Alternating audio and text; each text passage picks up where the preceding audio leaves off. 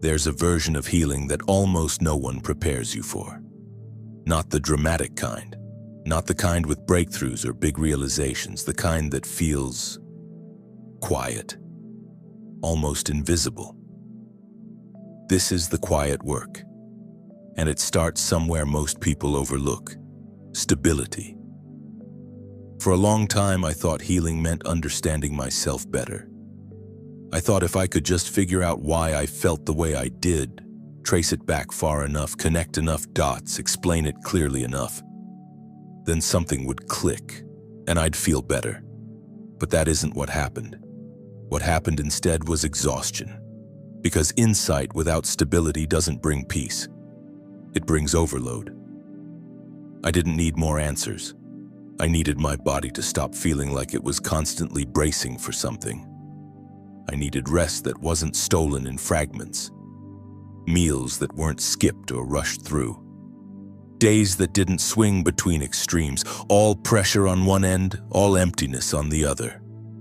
No one really talks about this part, that before meaning, before purpose, before clarity, the nervous system needs evidence that life is predictable again. Not exciting, predictable.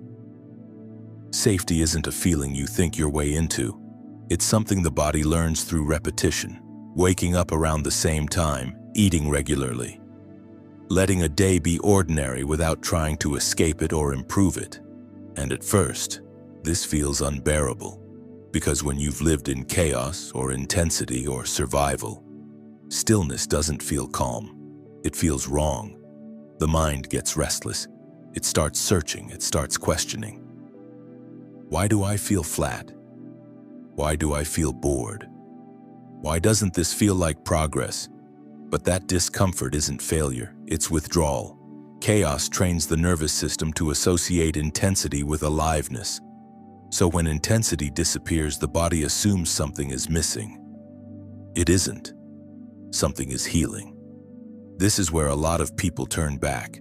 They assume the quiet means nothing is happening. So they add stimulation, they add pressure, they add noise, and the cycle starts again. But healing doesn't announce itself. It doesn't arrive with fireworks. It shows up subtly. In fewer spirals, in softer reactions, in moments where you realize you stayed present a little longer this time. It shows up when your body stops scanning the room for threats that aren't there, when silence doesn't immediately trigger panic, when rest doesn't feel like weakness. This is not about fixing yourself. Nothing here assumes you're broken. This is about creating a life that your nervous system can actually live inside of, without needing constant escape. Stability isn't glamorous. It doesn't make a good highlight reel. But it's the foundation everything else stands on. Without it, purpose collapses, meaning feels hollow. Growth becomes another performance. With it, the noise starts to fade on its own. This work won't impress anyone, and that's the point. Because it isn't for them. It's for the part of you that's been holding everything together for too long. This is where rebuilding actually begins, quietly.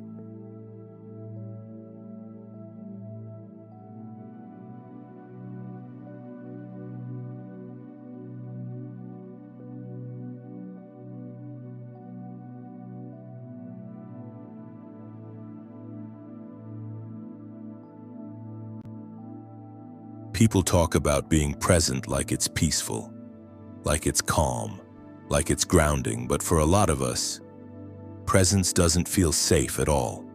It feels uncomfortable, it feels restless. Sometimes it feels unbearable. And that's confusing because we're told that being in the moment is the goal.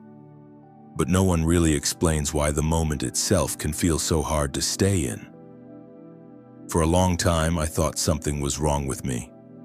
I thought if I couldn't sit still, if my mind kept drifting, thought if I needed noise, movement, distraction, then I must be doing it wrong.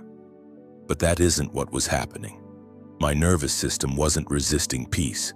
It was protecting me. When you grow up needing to stay alert, needing to read the room, needing to anticipate what might happen next, Your mind learns that leaving the present is safer than staying in it. So you think ahead. You replay the past. You imagine every possible outcome, not because you want to, but because at one point that kept you safe. Presence asks you to stop doing all of that. And when you stop, everything you were outrunning starts to surface. Sensations, emotions, unfinished feelings. The body doesn't care that the danger is over, it only knows what it learned. So when things slow down, it reacts the same way it always has. With tension, with restlessness, with an urge to move, scroll, think, escape. This is why silence can feel loud, why stillness can feel threatening, why boredom can feel like anxiety.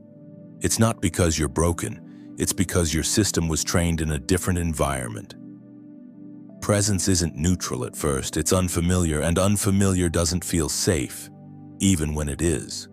So the mind tries to take control again. It asks questions, it searches for problems, it creates urgency where there is none. I should be doing something. I'm wasting time.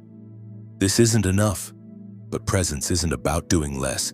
It's about letting your body realize it doesn't need to stay ahead of the moment anymore. That takes time. You don't force presence. You practice staying just a little longer than before. You notice the discomfort without trying to solve it. You let the urge to escape rise and pass without following it. At first it feels like nothing, but slowly something changes. The moments where your mind runs become shorter. The need to fill silence softens. The present stops feeling like a place you have to survive. This isn't mindfulness as a technique. It's safety being relearned. And it doesn't happen all at once. Some days you'll stay present easily. Other days your mind will leave 100 times. That's not failure. That's practice. Presence isn't something you achieve. It's something you return to again and again without punishment. You're not meant to live perfectly in the moment. You're meant to feel safe enough to visit it. And every time you stay, even briefly, you're teaching your system something new. That now is not then, that you don't have to leave anymore. This is part of the quiet work. And like everything else here, it doesn't rush.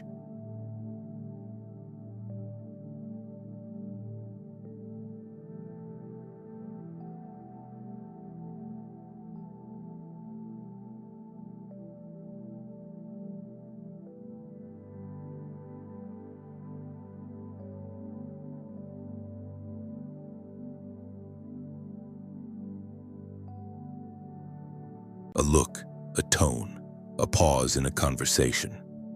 And suddenly the reaction doesn't match the moment. It feels bigger, louder, more urgent. And that's confusing, because logically nothing that serious just happened. For a long time I thought this meant I was overreacting, that I was too sensitive, that I couldn't let things go. But what I was actually experiencing wasn't the present. It was the past showing up without warning. The nervous system doesn't track time the way the mind does. It doesn't organize memories into neat chapters. It remembers in sensations, in tone, in energy, in threat. So when something in the present feels familiar, not identical, just similar, the body responds as if it's happening again, not because you want it to, but because it learned that responding fast once mattered. This is why certain situations feel loaded, why small moments can trigger big emotions, why your body reacts before your thoughts catch up. It isn't weakness, it's memory without words. And when that happens, the present gets flooded. You're here, but you're also somewhere else. Old emotions, old defenses, old urgency. And the hardest part is this: you might not even realize it's happening. It just feels real. The frustration, the fear, the shutdown, all of it makes sense, just not for now. This is why telling yourself to calm down doesn't work. The body doesn't respond to logic when it thinks it's under threat. It responds to safety. And safety starts with recognizing what's happening in real time. Asking gently, is this about now? Or does this feel older? That question alone can create space, not to shut the feeling down, but to place it where it belongs.